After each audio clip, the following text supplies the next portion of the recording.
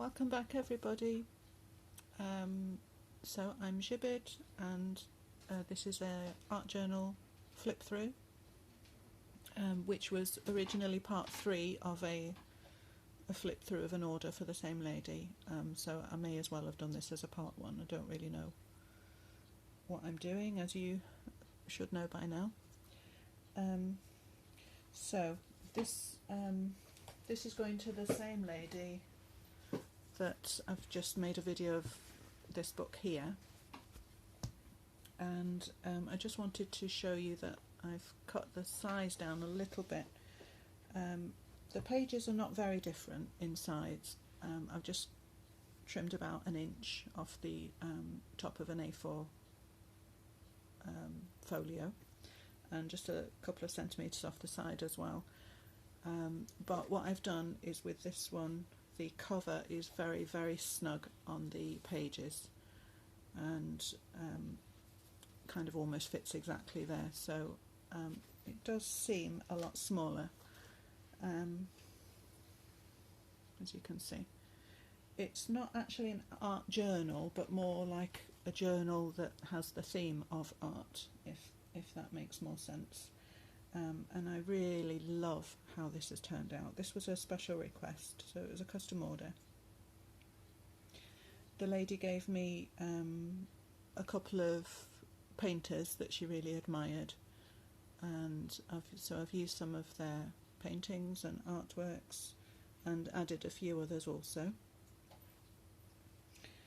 The cover is, as you can see, the painters were Arthur Rackham and Warwick Goebel, and I'm afraid I get a lot of their works mixed up because they're very similar. So this is one of them. I think it's Arthur Rackham. This one is a Wantner, which I thought also was a similar style, similar kind of era that he paints, and it was such a beautiful image that I've added that one to the front as well. Just looking at that fabric veil that she's holding, it's just gorgeous. You can almost, I think, you can imagine, you know exactly what that fabric's going to feel like when you reach out and touch it, because it's so beautifully painted. And these very whimsical watercolours are really so lovely. I've added these with some clip art brushes, and here I've done it like a torn paper page. I've done some paint swatches with some indigos and some corals to match the painting here, and just scribbled some notes also around the back there with a torn paper. I wanted it to look like an artist's book that's been, you know, recovered and used and loved for many years. I really love how it's turned out. This is the kind of book that I would keep for myself. It just fits lovely in the hand. I made it smaller because of the client said that she wants to just do a little bit of drawing and sketching in it, so it's much more comfortable to hold in the hand than the big journals.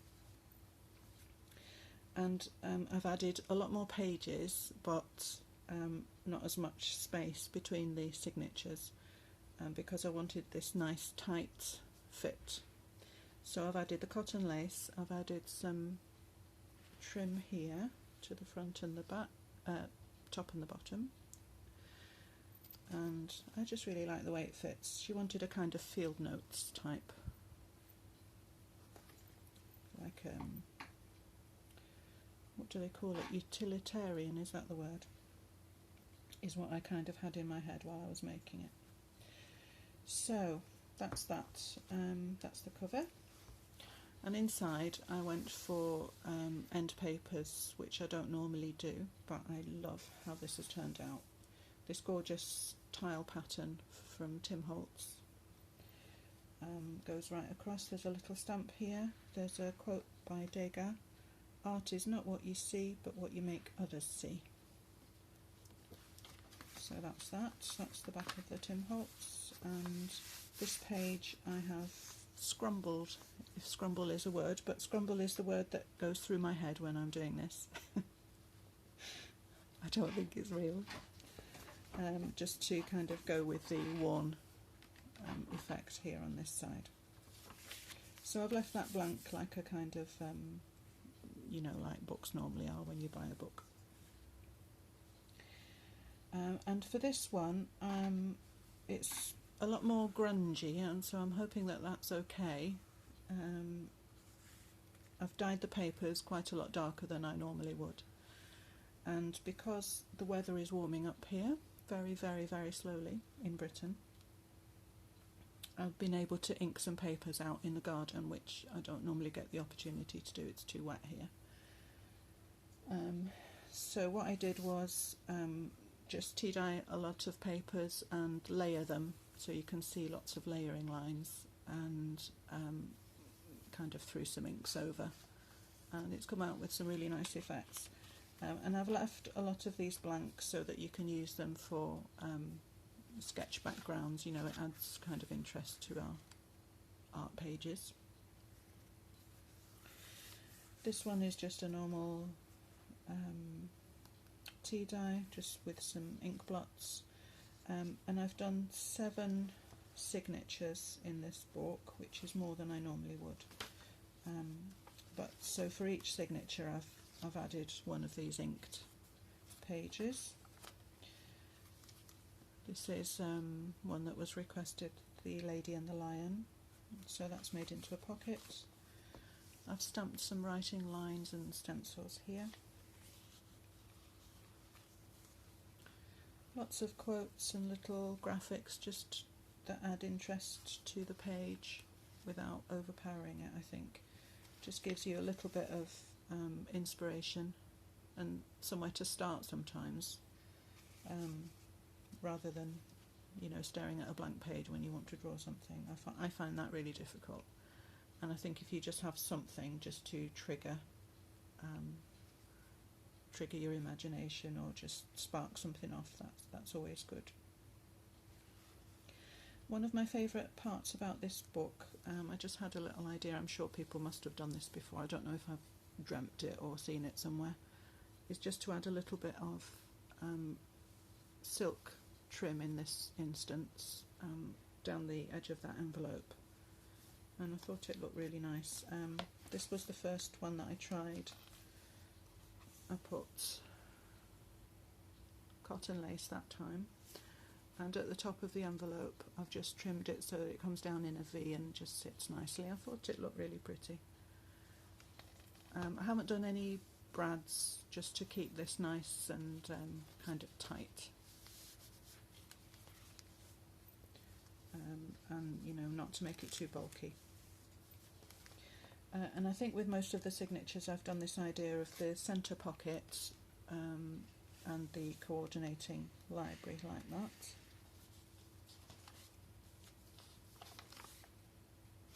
It's a Tim Holtz stamp. This is one of my lovely new Artemia stamps in a vintage image.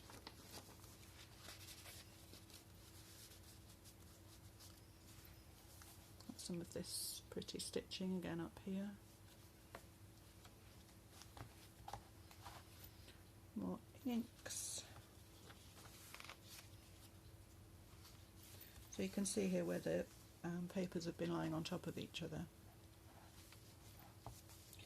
So I hope that the sunshine is going to last a little bit longer, because I would like to do some more of these. Here, don't know if you can see there, I think that's a bit clearer. So while the papers were drying outside, I just put some leaves from the garden on top of the wet ink, and they've kind of pulled, just like a doily print, which I would normally do in the oven, but I wouldn't put a leaf in the oven. So you get some nice leaf shapes, and they've come out really pretty. And for the dyes, I've used just really whatever I had. I have used some Kool-Aid sachets, so just sprinkled powders, because I use that for wool. Some of you know that I'm very into wool as well. Kool-Aid makes a good dye, and I've used some of my synthetic wool dyes also. And what else? Some Tim Holtz Ranger, the distress bottles. Let me see.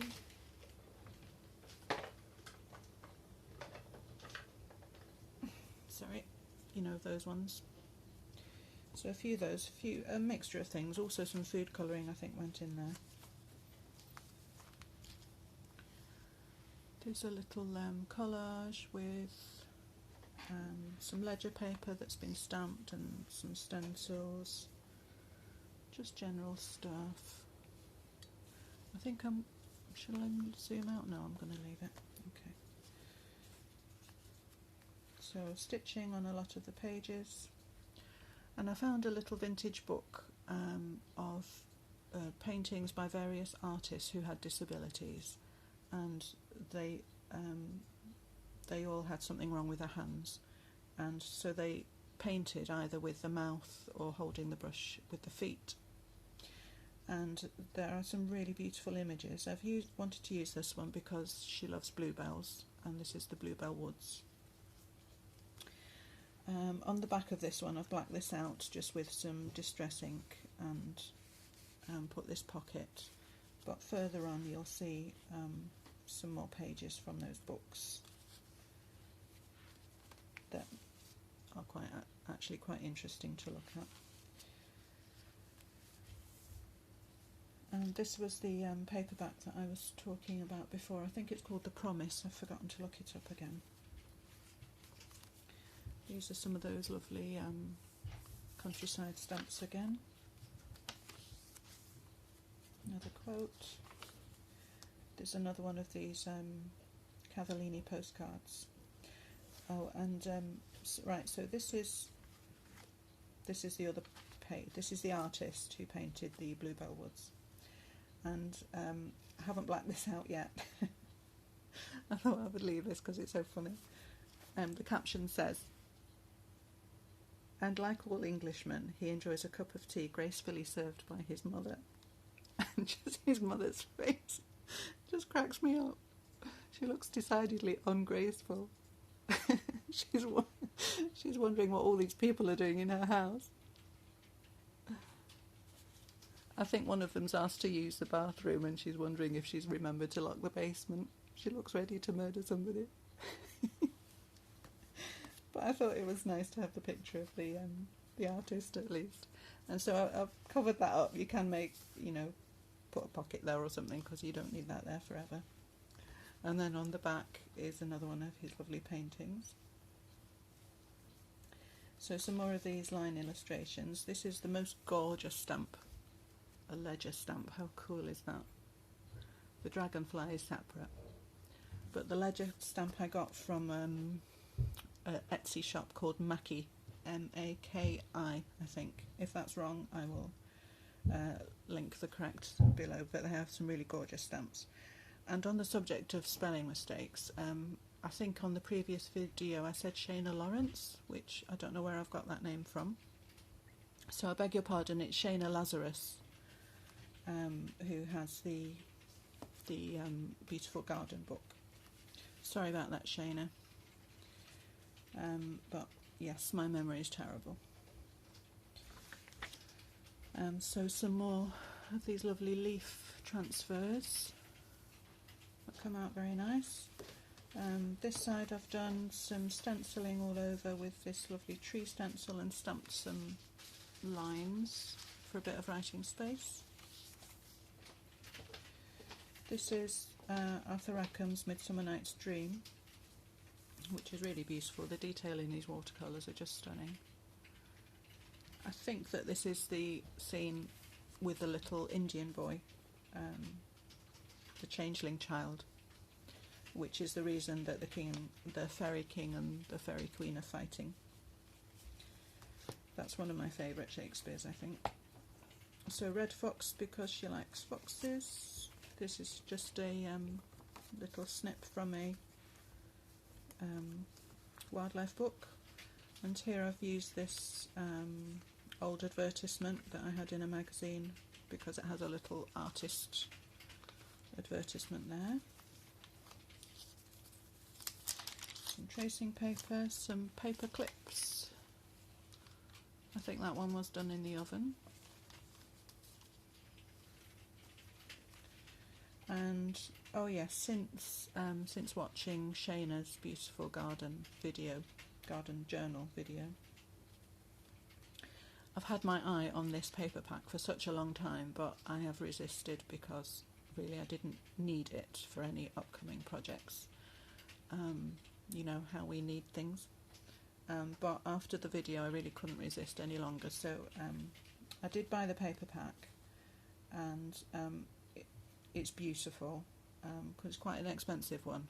You don't get a lot of paper with it, but it is beautiful, and most of it is quite bright. I've chosen just these two to use because they were a bit more muted, and I thought they went better with the book.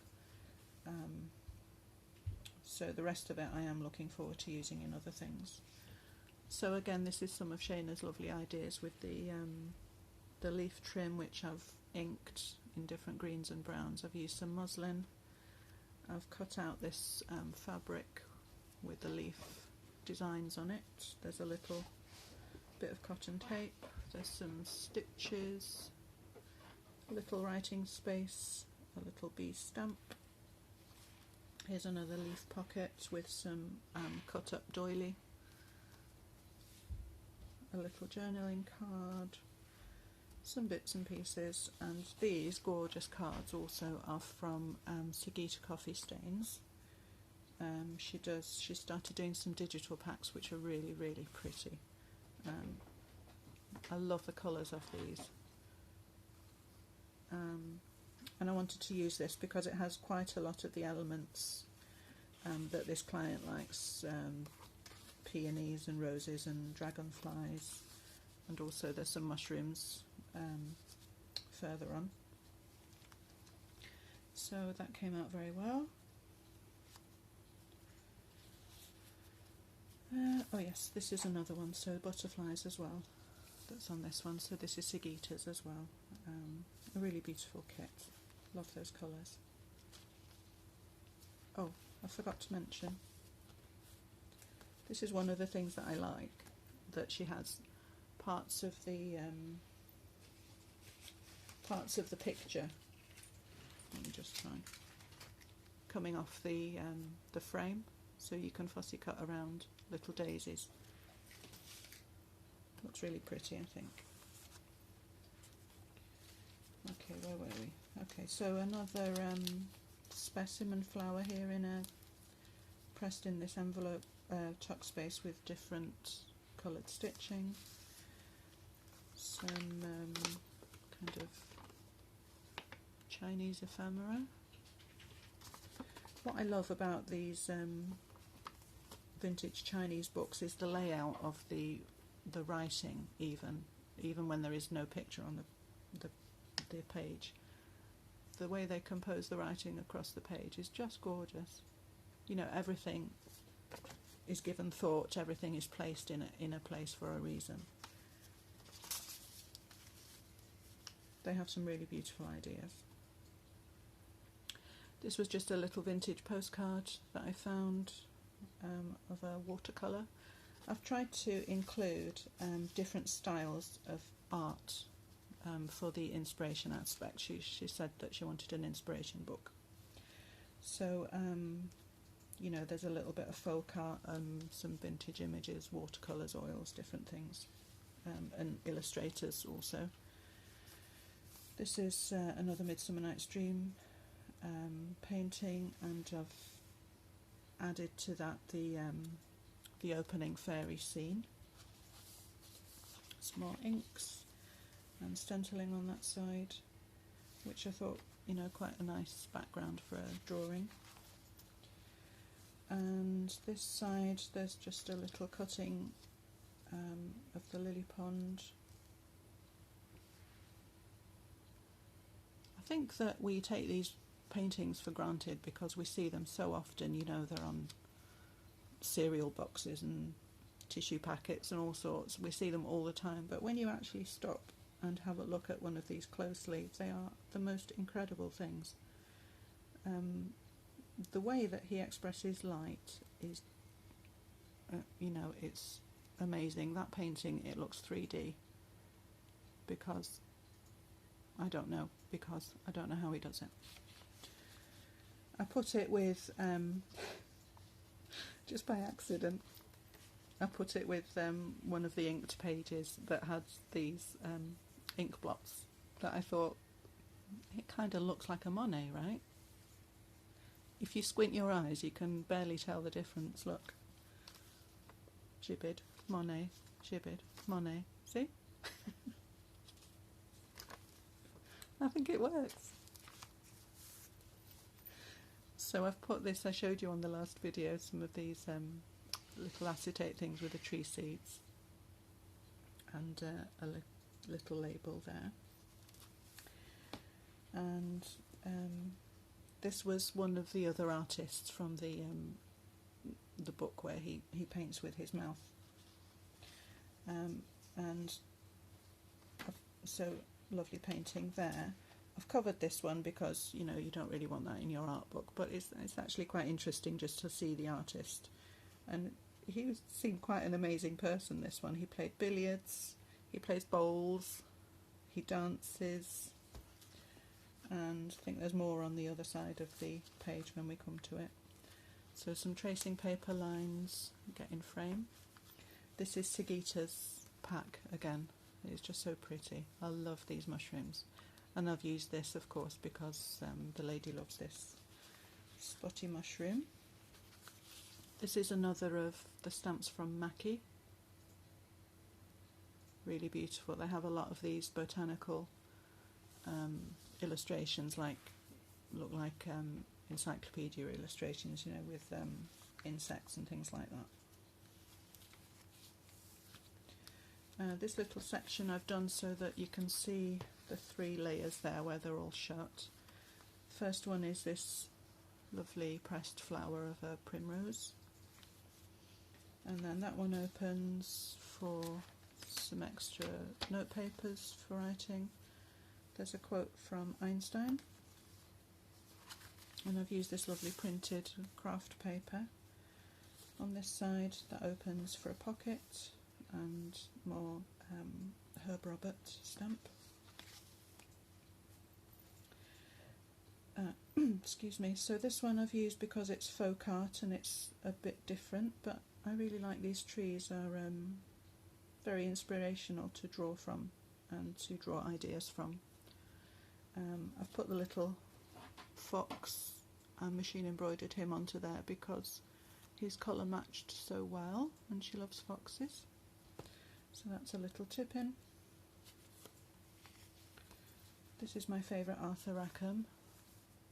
The lady looking very undancy, as the quotation is. And I've done this with the 4 photo corners, so you can remove this, you can write on the back of the card, and of course you can write on the page behind there for secret journaling if you like. This is another one, I've forgotten which story this is. So I've stitched around this one and used the back again for a frame, and I've stamped some lines there. And this one, tracing paper, machine lines again, and I've enclosed this lovely painting and backed it with a different one, so I thought that looked quite nice in the paper there. And then, so this is the other side of that book page, so I've just left it so that you know who he is. So he does fretwork as well. He does wood carvings, holding the tools in his mouth, and that's the gentleman there. But of course, if you want to, I've cut this to size so that you can just make a pocket out of it and glue it down there if you wanted. And the reason that I wanted to keep this page was because he's done the purple anemones there. I'm just going to pause, and I think I need to go into part 2.